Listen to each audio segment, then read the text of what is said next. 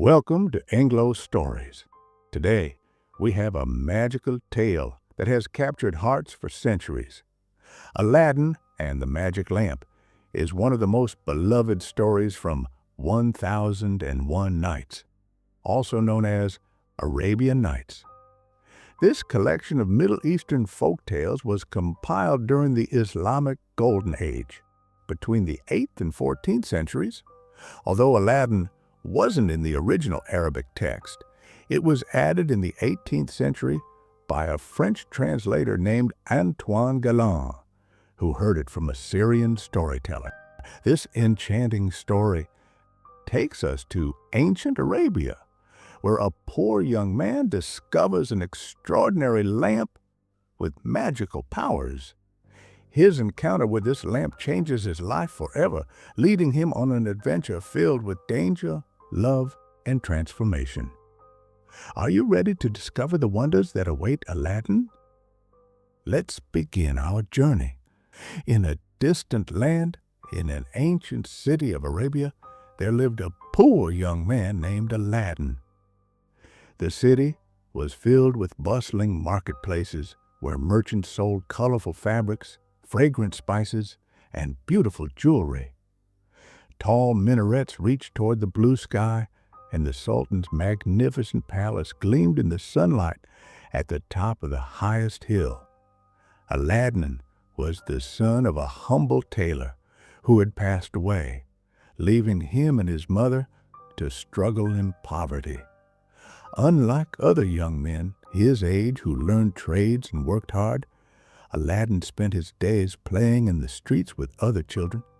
His clothes were worn and patched, but his eyes shone with intelligence and mischief. Every day, Aladdin would wander through the narrow, winding streets of the city, watching the wealthy merchants and dreaming of a better life. His mother worried about him and often encouraged him to learn a trade, but Aladdin was more interested in quick and easy ways to improve their fortune. Little did Aladdin know that his life was about to change dramatically, for in that same city lived a mysterious stranger, a dark-hearted magician from a distant land of Africa. This magician had traveled far in search of something special, something hidden beneath the earth that only someone like Aladdin could help him find. One day, as Aladdin was playing with his friends in the marketplace, the magician approached him. With a friendly smile, the man claimed to be Aladdin's long-lost uncle, his father's brother, who had been traveling abroad for many years. "My dear nephew," said the magician with false kindness, "how you have grown! You look just like your father. I have been away for many years, but now I have returned and wish to help you and your mother." Aladdin, who had never heard of this uncle before, was suspicious at first. But the magician spoke so convincingly and gave him and his mother such beautiful gifts that they soon came to trust him. The magician bought Aladdin fine new clothes and promised to set him up as a merchant. "Tomorrow," said the magician, "I will show you something wonderful that will change your life forever." The next day, the magician took Aladdin far beyond the city gates. They walked for hours until they reached a strange, isolated valley surrounded by tall mountains. The place was eerily quiet, with no birds singing or animals moving about. "Listen carefully, Aladdin," said the magician, his voice suddenly stern. "In this valley lies a hidden treasure, but only you can retrieve it. I will create an opening in the earth. You must go down and follow the tunnel until you reach a garden with many trees. Walk through the garden without touching anything. Then you will find a hall with a lamp hanging from the ceiling. Bring me that lamp, and you may take any treasures from the garden for yourself on your way back." The magician then pulled a ring from his finger and placed it on Aladdin's hand. "This will protect you from harm," he said. After reciting strange words and throwing powder into the air, the ground trembled and split open, revealing a dark staircase leading deep into the earth. Aladdin, though frightened, remembered his mother's poverty and summoned his courage. He descended into the darkness. Just as the magician had described, Aladdin found himself in a spectacular underground garden. The trees bore fruits that were not really fruits at all, but precious jewels, emeralds, rubies, diamonds, and pearls that sparkled even in the dim light. Aladdin was amazed, but remembered the warning not to touch anything. He carefully made his way through the garden to a hall where a simple old lamp hung from the ceiling. Aladdin took down the lamp and tucked it into his belt. On his way back through the garden, he couldn't resist filling his pockets with the beautiful jewels from the trees. The weight of the treasure slowed his steps as he approached the staircase. "Give me the lamp first," shouted the magician from above, his hands reaching down eagerly. Something in the man's voice had changed. It was harsh and demanding. Aladdin, struggling with his heavy load of jewels, hesitated. "Let me out first, uncle, and then I will give you the lamp." The magician's face twisted with rage. "The lamp! Give me the lamp now," he screamed. When Aladdin refused again, the magician's true nature was revealed. He was no uncle at all, but an evil sorcerer who needed someone innocent like Aladdin to retrieve the lamp that held magical powers. In his fury, the magician spoke magical words, and the earth closed up, trapping Aladdin in the darkness below. For 3 days, Aladdin wandered desperately in the underground chambers, searching for a way out.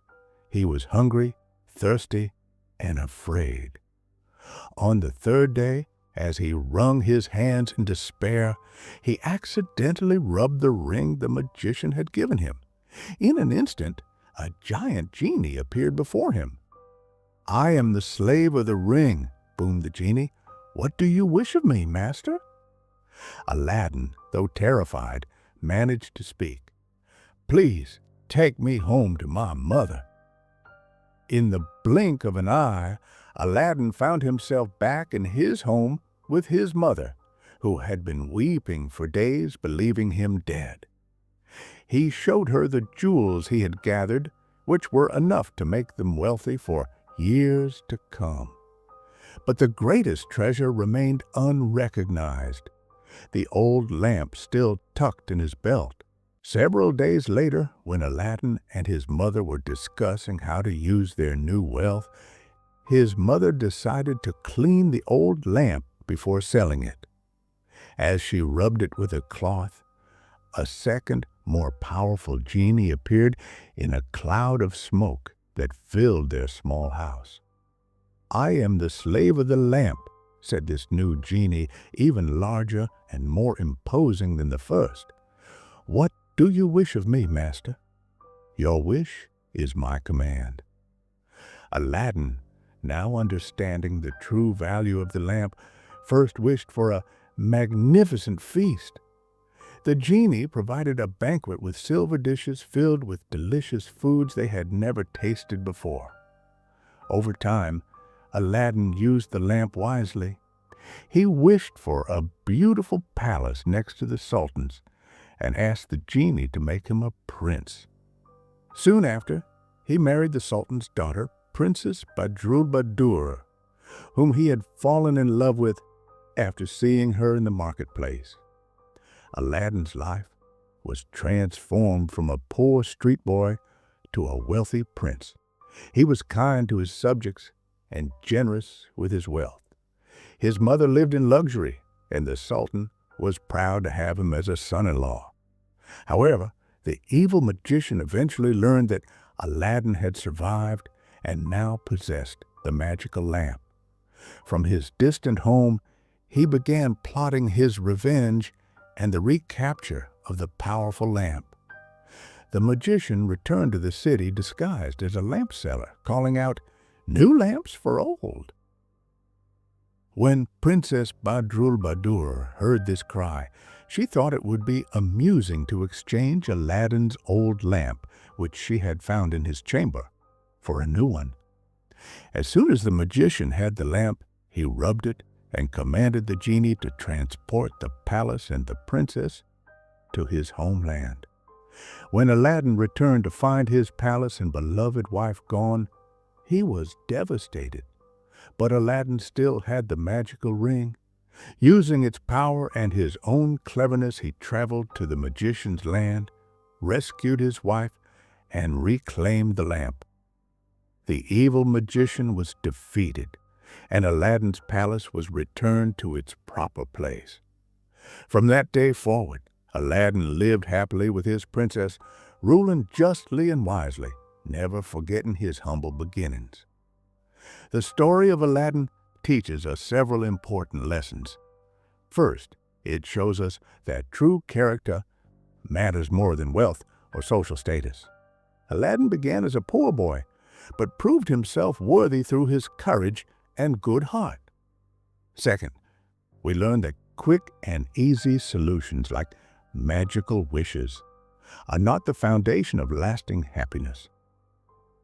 Aladdin's ultimate success came when he used his own intelligence and bravery to overcome the evil magician.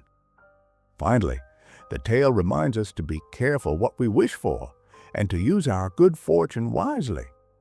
Aladdin didn't waste his wishes on selfish desires, but used them to improve his life and the lives of those around him. Did you enjoy our magical journey with Aladdin? If so, please give this video a thumbs up and share it with friends who are also learning English. What was your favorite part of the story? Let us know in the comments below. Follow EngloStories as we upload a story daily so that you can look forward to our next video. Each tale brings new adventures and vocabulary to help you improve your English while having fun. Until our next story, keep reading, keep learning, and keep growing.